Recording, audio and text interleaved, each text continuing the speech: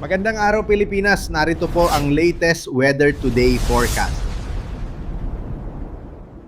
Kasi po dito sa ating latest satellite image, ito pong si Bagyong Henry ay nasa labas na ng Philippine Area of Responsibility simula pa kagabi ng alas 8 at patuloy pa rin po ito na papalayo sa ating bansa sa layong 960 kilometers west ng Northern Luzon.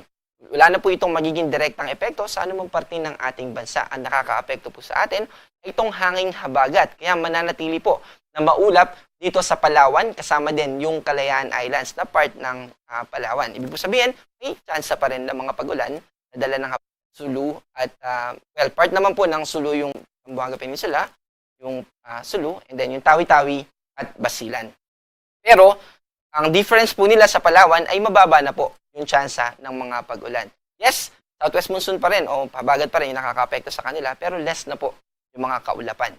Posibleng magdulot ng mga pag-ulan. Ganon din yung mararanasan ng mga kababayan natin dito sa Quezon Province, Bicol Region, Eastern Visayas at dito sa Caraga Region. Pero ang nakaka-apekto naman po sa atin dito sa mga binanggit na lugar sa eastern section ng ating bansa ay yung easterlies. Ito po yung mainit na hangin galing sa Pacific Ocean. Dalawa po yung posible nitong maging epekto. Maalinsangang panahon, di kaya naman ay may mga kaulapan na kumikilos pakanluran. At isa po sa halimbawa nito, yung nagpaulan. Ito pong may isang frame po na may tumubo na mga kaulapan dyan na umabot din sa Metro Manila. Ito pong thunderstorm na ito, yung nagpaulan sa malaking bahagi ng Metro Manila at karatig nitong mga probinsya. Dito po sa ating nilabas na thunderstorm advisory, ay nakaapekto po itong thunderstorm na ito sa malaking bahagi ng Metro Manila, sama ang Caloocan, Malabon, Navotas, Valenzuela, Parañaque, Taguig, Makati, Mandaluyong, San Juan, Pasay, Pateros, Marikina, Manila, Quezon City at Pasig. At ganoon din po sa ilang bahagi ng Rizal, Pampanga, Bulacan, Bataan, Zambales, Nueva Ecija at Tarlac. Mararanasan po natin yan susunod na 2 hanggang 3 oras. Pero yung mga pag-ulan dito sa Metro Manila ay posible na tumigil na rin po sa susunod na mga minuto lamang. So gusto rin po natin na banggitin, baka curious po tayo, ano po ba yung Tagalog ng intense o kaya naman ay torrential rains? Kapag po light rains, mahina po yon, moderate, katamtaman, heavy rains naman ay malakas, yung intense rain po ay matinding pag-ulan, at yung torrential rains naman ay buhos na ulan. Yun po yung Tagalog term niya. So, pero gusto po natin na banggitin din, kasi dito sa ating latest na tropical cyclone threat potential, may darating po ba na bagyo sa susunod na 2 linggo? Yes po, meron. At pinapakita po itong ating TC threat potential na meron pong bagyo. Actually, meron na po dito sa labas ng TCID. Itong TCID, ito po yung extended version ng Philippine Area of Responsibility. Ito po yung PAR na alam natin, pero may extended version po yan na TCAD. Itong advisory domain na nagre-represent doon sa letter A and D, kapag nandyan po yung bagyo, ay naglalabas na po tayo ng Tropical Cyclone Advisory. Ito yung may forecast track na tayo at mababanggit na natin kung saan pupunta o babaybayin ng mga lugar itong nung bagyo. Ano yung lugar na babaybayin ng bagyo?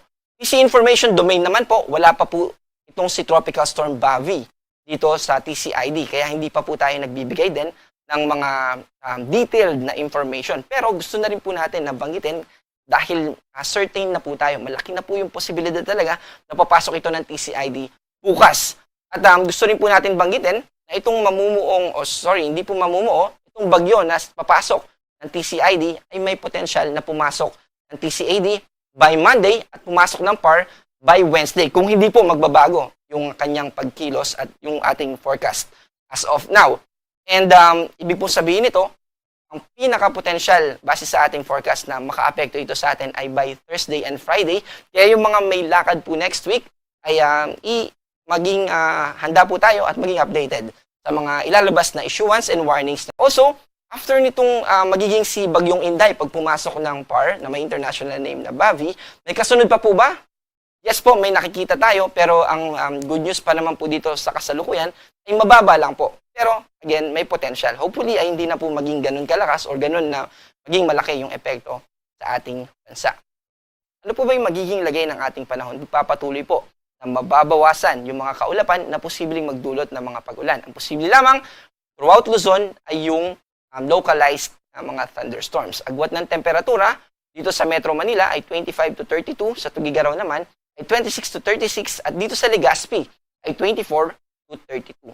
Part pa rin po ng Luzon, yung Palawan, pero i-correct lang po natin yung kaninang binanggit natin na buong Luzon. Hindi po buong Luzon, may posibilidad pa rin po na sa Palawan ay manatiling maulap hanggang bukas, pero sa mga susunod na araw ay mawawala na rin naman po yung mga kaulapan dito sa probinsya ng Palawan. And eventually, ay makakaranas po tayo ng paghina ng hanging habagat na kung saan ay posible na sa weekend ay magiging maaliwalas o maganda po yung magiging lagay ng ating panahon. Agwat ng temperatura dito sa Puerto Princesa ay 25 to 31. Dito naman sa Visayas at Mindanao, mababa din po yung tsansa ng mga pag-ulan. Agwat ng temperatura dito sa Cebu ay 26 to 32.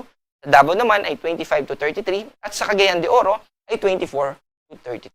Wala po tayong nakataas na gale warning pero gusto pa rin natin na pag-ingatan yung ating mga kababayan dito sa western coast ng Luzon dahil yung mga kababayan nating mga isda o seafarers o manlalayag ay posible pa rin na makaranas. Kapag lumayo po tayo, pumalaot tayo dito sa West Philippine Sea or mas malayo pa, posibleng maka-encounter tayo ng hanggang 2.5 meters na taas ng alon. Kaya patuloy pa rin po na mag-ingat, lalo na maliit na sasakyang pandagat ang ating gagamitin. Para sa magiging lagay ng ating panahon, sa susunod na 3 araw, simula weekend, Sabado hanggang sa Lunes. Dito po sa Metro Manila, Baguio at Legazpi, mababa rin po yung tsansa ng mga pag-ulan. At may posibilidad po, no, base sa ating forecast, na magkaroon tayo ng tinatawag na monsoon break. Base sa ating forecast, mababa po yung mga tsansa ng pag-ulan throughout the country. Ganun din dito sa Visayas at sa Mindanao.